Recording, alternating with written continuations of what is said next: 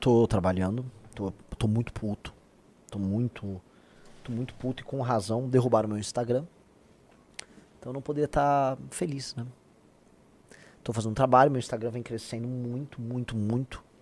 Muita gente falando no meu nome, rodando. Tivemos um bom trabalho essa semana, rodando no interior de São Paulo, região de Sorocaba, região de Campinas, depois região de Limeira Americana e Piracicaba.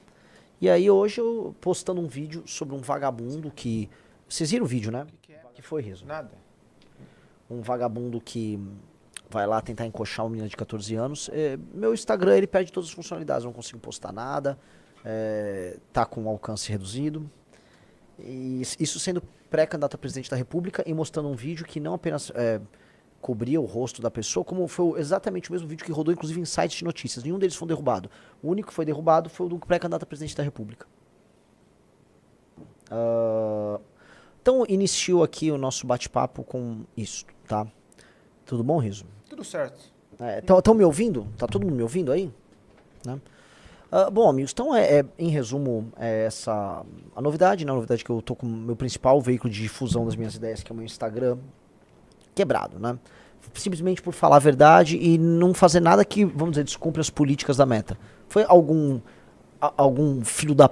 né? Foi lá e... Não, vou ferrar esse cara, né? Porque eu não gosto dele. Provavelmente alguém que é o eleitor do Lula, tá? E sendo bem honesto, porque lá não espero nada além disso.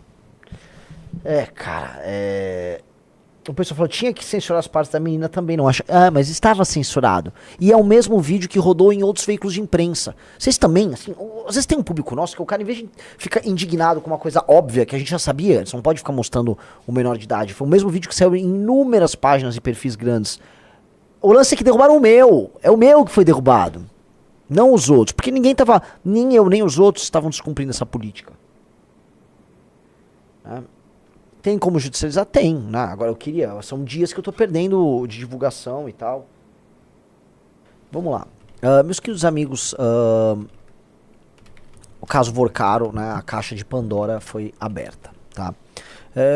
Eu fico muito feliz em olhar pra vocês e dizer, olha, vejam, estavam certos sobre as putarias, estavam certos sobre todo aquele tipo de relação promíscua deles com todo mundo que importa.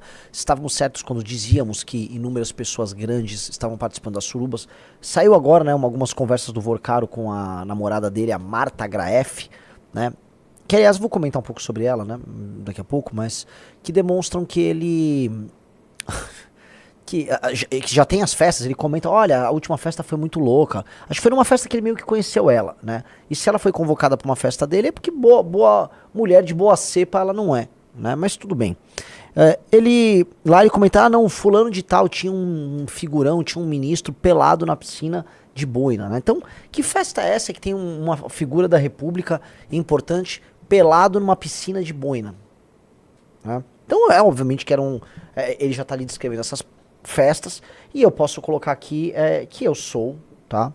Eu sou o primeiro que falou desse tema. Não sei se houve outro. E soube que em Brasília já há um clima, vamos dizer, muito negativo com relação à minha pessoa, o que é uma delícia, né? Porque eu já tô falando de Alexandre de Moraes, tô falando do Toffoli, já falei dessas festas, falei dos envolvidos, falei de presidentes de outros partidos que estão envolvidos nisso. Em resumo, essa eleição vai ser assim, se eu ganhar, a gente vai ter uma guerra enorme pra tocar, mas vamos botar o país no lugar. Se eu não ganhar, cara, minha vida vai ser toda destruída. Que é o que eu sei. Minha vida, basicamente, isso aqui é um sacrifício em que 90% da chance de eu me dar muito mal e de eu ser só destruído em termos pessoais, né? Mas, né, fazer o que? A gente faz aqui o sacrifício e precisa fazer. Mas saiba, a gente tá mexendo com basicamente o que há de mais importante pra esses caras. Esses caras queriam ter uma impunidade, uma liberdade pra fazer absolutamente o que eles quisessem. Eles queriam roubar, fazer sexo com o dinheiro do roubado, eles queriam comprar as melhores casas do Brasil, os melhores apartamentos do Brasil, eles queriam comprar todo mundo que podiam, queriam jogar a dívida pra população, e sim, a dívida já será jogada para a população. Uma dica, podem anotar que vai ter já algum tipo de renúncia fiscal aí para os bancos, algum tipo de isenção. Aí os bancos metem dinheiro no FGC e aí no fundo o prejuízo do FGC vai ser todo jogado. Aqui ó, queria parabenizar a galera. Câmara Legislativa aprova o uso de imóveis públicos para socorrer BRB. projeto prevê empréstimo de até 6,6 bilhões com a FGC. Não pode. Isso é a Câmara Legislativa lá do Sim, DF, né? isso. Lá do Brasil. Então, assim, o que eles estão avisando? A compra daqueles títulos podres do Banco Master que foi feito pelo BRB vai ser paga com dinheiro público, dinheiro das pessoas. E as pessoas não vão se revoltar lá em Brasília. Até porque todo mundo é funcionário público, tá meio que cagando, né? Mas a real, isso é muito... quer dizer, ninguém tá sendo punido e aí a população vai pagar. Um cara ficou fazendo sexo com um monte de mulher, botando um monte de rico pra ficar fazendo sexo com um monte de mulher, com você pagando, você tem que ser muito otário pra não se rebelar. E a real é que você que tá me assistindo tem 2.000 pessoas me assistindo. Nós convocamos manifestações contra o Banco Master, vê se a galera foi. Vocês não vão. Vocês vão pagar conta, vocês gostam disso aqui como entretenimento. Mas vocês não têm ódio no coração. Vocês são cordeiros, vocês são mansos, vocês são pessoas boas. Vocês vão trabalhar. Às vezes algum de vocês está me assistindo, está fazendo Uber, está entregando. E você, cara, você só é o escravo aí do sistema. Essa é a real. Você é um escravo do sistema. E, cara, a posição de escravo, ela não se dá o tempo todo através, vamos dizer, da opressão física, né, da violência. Em algum momento ela se dá através de ideologia e aceitação. Você cria uma espécie de uma ideologia que justifica você ficar numa posição de escravo. E no Brasil é isso, você fica aí nessa posição de escravo. Ah, já vem um Pablo Marçal, um sujeito dessa natureza, vai falar pra você que você tá sendo escravo só porque você não trabalha tanto. Né? Você não tinha o mindset certo. Tipo assim, você só é um escravo porque você não tá se escravizando o suficiente, tá? Enquanto ele próprio é amigo desses caras. Dica, o Marçal é amigo desses caras. Mas ele vai jogar ideologia, essas pílulas de ideologia na tua cabeça, ou vai vir algum pastor de uma lagoinha da vida, não, trabalhe mais, me dê seu dízimo aí, trabalhe mais, tá? E é isso, enquanto você vai se escravizando, você nem entendeu o que você tá fazendo. O sistema brasileiro é um sistema corrompido. Não existe república no Brasil. Não existe nada. Se eu for listar o Alcolumbre, o Ciro Nogueira, o Hugo Mota, se eu for listar os caras do STF, a turma do Flávio Bolsonaro inteira, o PT inteiro, tá todo mundo envolvido nisso e tá todo mundo trabalhando agora fortemente, varando noite, pra barrar isso que nós estamos vendo, que é esse escândalo do Banco Master que pega todos eles.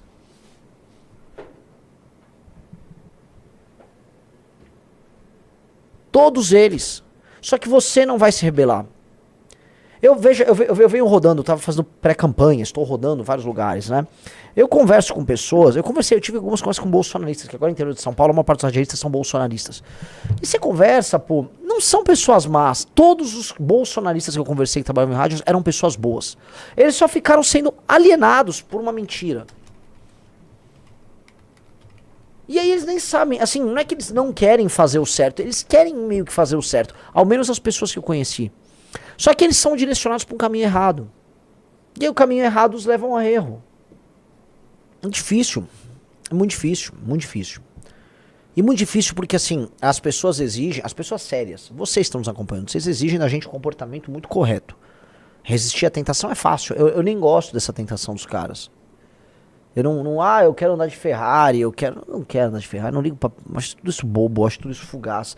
Eu acho muito melhor ouvir uma boa música, ou tocar uma música com seus amigos, ou ler uma coisa boa, ou comer uma comida boa que você mesmo saiba fazer, que esteja dentro do teu bolso, é muito melhor do que, essa vida desses caras. Mas e as mulheres? Eu já saí com mulheres muito bonitas quando eu era jovem, tá?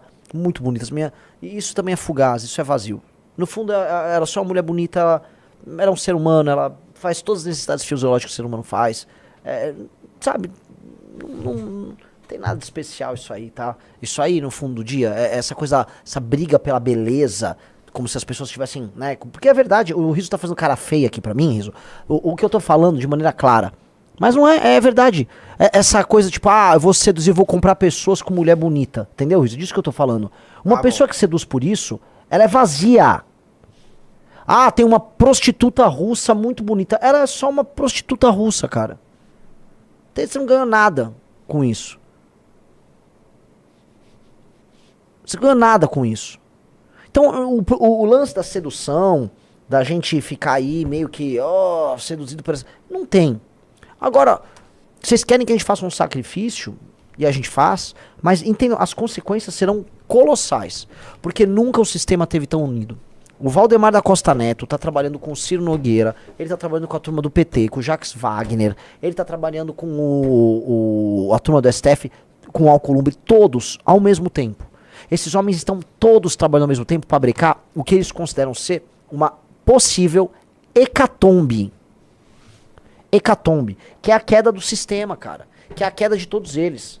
Quando houve a Lava Jato, pegou muita gente gaúda, mas não pegou o STF como um todo. Cara, o STF em grande medida tá pego. Outros ministros que não estão envolvidos, tem escritório de advocacia também, que tem contratos com outros bancos masters. Pessoal, empresas contratam escritórios de parentes de ministro do Supremo para fazer negócio. Por que eles vão constatar um escritório de um parente do ministro do Supremo e não um escritório criminal ou de outra área aleatório? Tem um motivo, né? Podem botar no comentário o que vocês acham que é. Este Brasil inviável, este Brasil em que todos os bancos, ou quase todos os bancos, venderam o CDB do Banco Master. Não se esqueça, sabe, que, vocês sabem, né, aqueles influenciadores que vocês gostam de, salvo raras exceções, mas boa parte dos influenciadores de mercado financeiro, eles enfiaram o título do Banco Master em você. Que o corretor, né, que do atendente da empresa de corretagem, né, que você usa, o aplicativo deles, enfiou o Banco Master em você. Não se esqueçam disso. Tem todo um sistema que foi montado justamente, vamos dizer, para que nada aconteça e que eles vivam como se fossem sheiks árabes. E esse sistema, cara, tá passando por um maior risco em muito tempo. E pode dar merda. Então, esse momento é muito diferente da Lava Jato. Vocês devem estar imaginando, ok, a gente está vivendo um período parecido com a da Lava Jato. Quem aqui, por favor, digite um, que era muito novo quando rolou o período da Lava Jato, impeachment da Dilma e Lava Jato. Quem aqui fala, ok, eu era muito novo entre 2014 e 2018? Digite um. Digite dois não, se você já era uma pessoa madura e viu aquele processo todo, tá? É importante, eu quero que vocês se coloquem aí, tá? Eu aceito, por favor, eu tô cansado. Então, é muito diferente. Vou te falar duas coisas que tinham de diferentes. Coisa número 1. A infiltração não foi tão grande. Então, você foi pegando um a um os elementos do sistema e ganhando força e ganhando momento, mas o STF estava separado. Havia oposição. Cara, eu vou falar uma coisa que é bem complicada, mas eu vou falar. A oposição lá do DEM e do PSDB era menos corrupta e mais eficiente e trabalhava melhor do que esse bando de retardado que tá no PL. Tô errado, Riso? Não. Era uma oposição melhor. Eles eram frouxos em muitos termos, mas não tinha tanta essa fingição, essa pose. Então ficava um monte de deputado do PL, bolsonarista, fingindo, tô bravo! Tá bravo com o quê? O cara do teu partido tá no mesmo escândalo. Então, as pessoas eram melhores ali na Câmara dos Deputados. E dois, havia o MBL, e o Vem Pra Rua também, ou convocando manifestações, e as pessoas iam. Havia o MBL, o Vem Pra Rua, a gente convocava uma manifestação e as pessoas iam. E aquilo assustou os caras. E as manifestações, elas não eram campanhas eleitorais. Porque houve agora, esse domingo, uma manifestação ridícula, em que o Flávio Bolsonaro chamou as mesmas pessoas de sempre para basicamente fazer campanha. Obrigado. Não era isso as manifestações. Deixa eu explicar uma coisa para quem tá assistindo. As manifestações nossas não eram sobre isso. Era uma manifestação de pressão no Congresso, era fora PT o dia inteiro. Era apoio à Lava Jato o dia inteiro. Não dava pro Congresso Nacional ou pro STF armar qualquer coisa, que eles sabiam que aquela manifestação um dia podia rolar na frente lá do Palácio em Brasília. E não eram gente pedindo intervenção militar. Eram pessoas normais, que não queriam um golpe militar, que só queriam não viver num país corrupto. E isso dá muito mais medo do que um monte de maluco falando que vai dar um golpe militar. Ou pior, pessoas indo apoiar o Flávio Bolsonaro que faz discurso com sonoplastia. Então, entendam isso. Era diferente. Muito diferente. Era outro país. E havia muita esperança por conta disso. Essa esperança, não adianta a gente ficar negando, foi destruída pela eleição do Bolsonaro, que pegou a esperança e transformou em culto a personalidade dele. Então aquelas pessoas que falavam, é pra destruir aqui o PT, elas foram levadas a que não, o negócio é apoiar o capitão Bolsonaro. Aí acabou. Aí acabou. Acabou tudo. Acabou tudo. Aí a gente tá preso, né, nesse eterno pesadelo. Que assim, preciso fazer algo contra o que tá rolando. Esse algo depende em grande medida do povo. Ah, o povo tá alienado com conversa de Nicolas ou conversa de Flávio Bolsonaro. Aí você não sai do ciclo, você não consegue andar. E a gente fica gritando, ei, precisamos fazer alguma coisa. Só que as pessoas não querem ouvir o que a gente tem a dizer. Porque as pessoas estão presas na maluquice. Então, é desesperador. É desesperador. Posso citar um caso que eu lembro muito bem?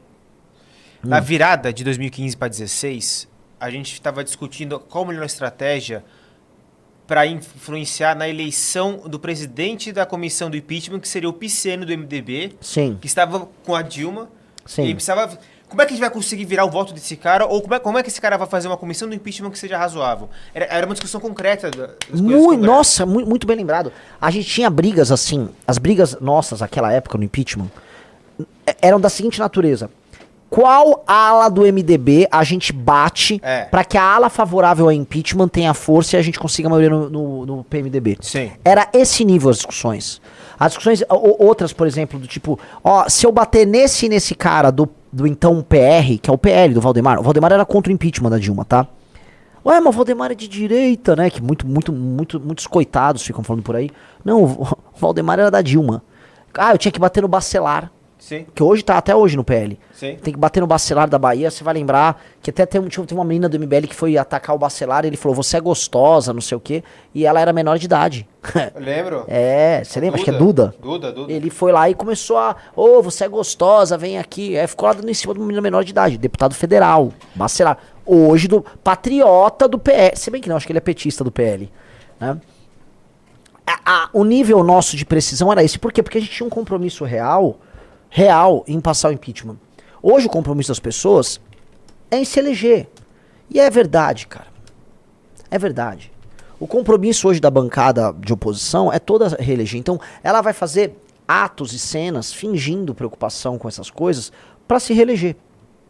E não anda, mas as coisas não andam.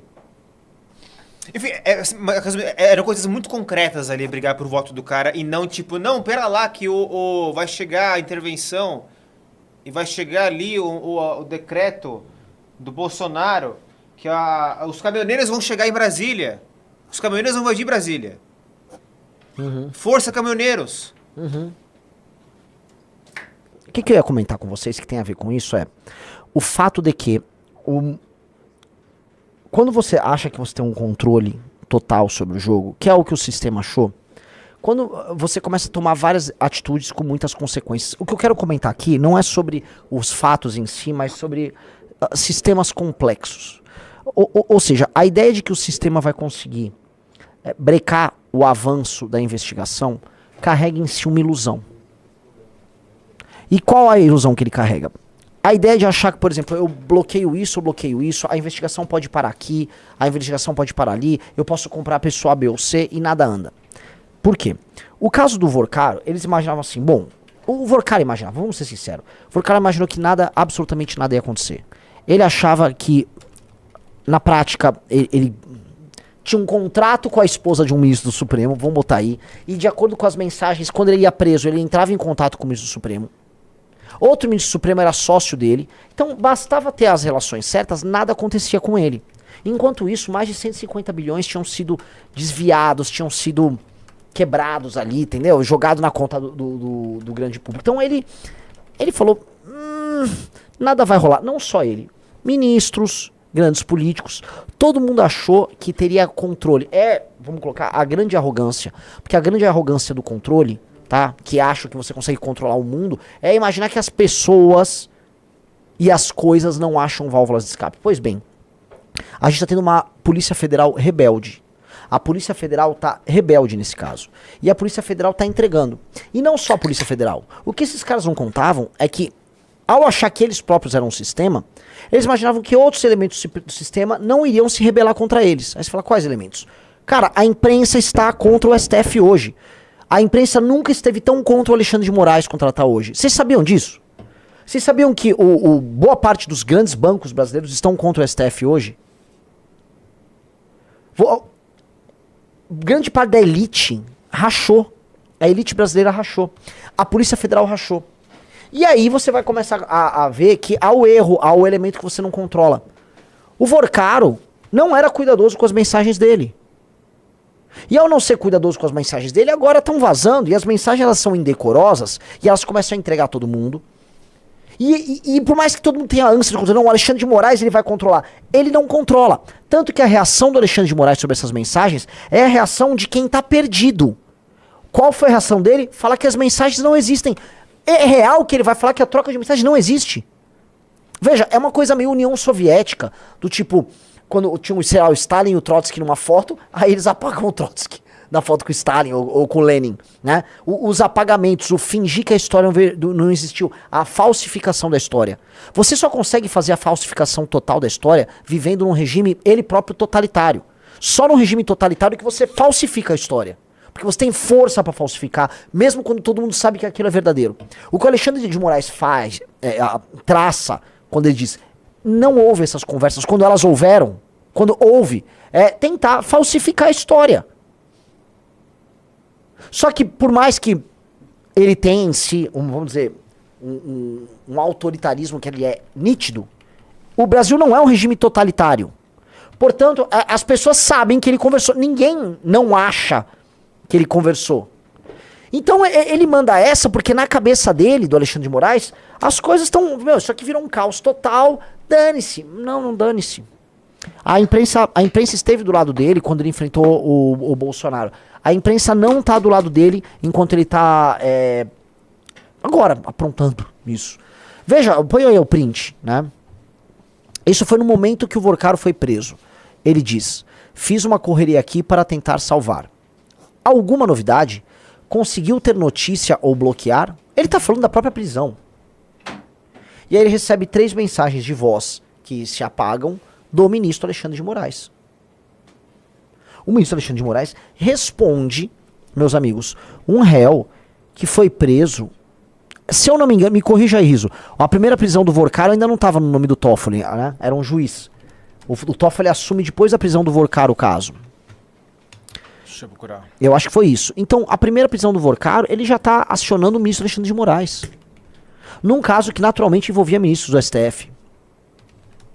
Negar isso e tentar falsificar a realidade é maluquice, mas é fraqueza.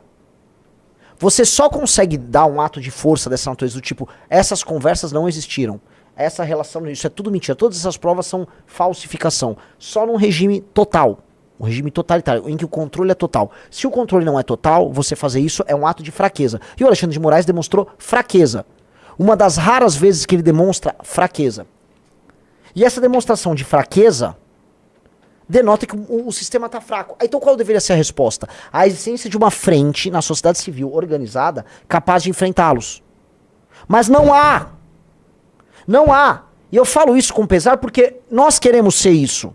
Mas as pessoas não ouvem a gente. Pelo menos agora elas não ouvem a gente. Não querem ouvir, as pessoas querem se iludir. Um cara botou narrativas bolsonistas estão querendo agora santificar o mito. Sim, eu vi o gordo do Constantino, aquele idiota completo.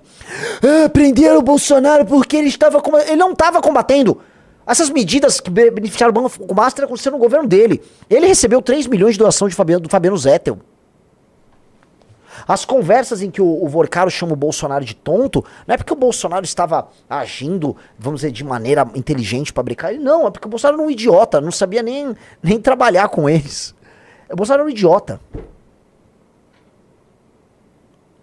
Então, é desesperador. É desesperador. Porque esse é um momento que o teu adversário tá todo machucado. E esse é um momento quase como se a Polícia Federal, tá? Os agentes que nós não sabemos os nomes, essas figuras inominadas, estivessem falando, galera, eu acertei um soco no inimigo. O inimigo abriu a brecha, agora é com vocês. Aí quando vai chegar a nossa vez, não veio ninguém. Quando vai chegar a vez da sociedade civil agir, não veio ninguém.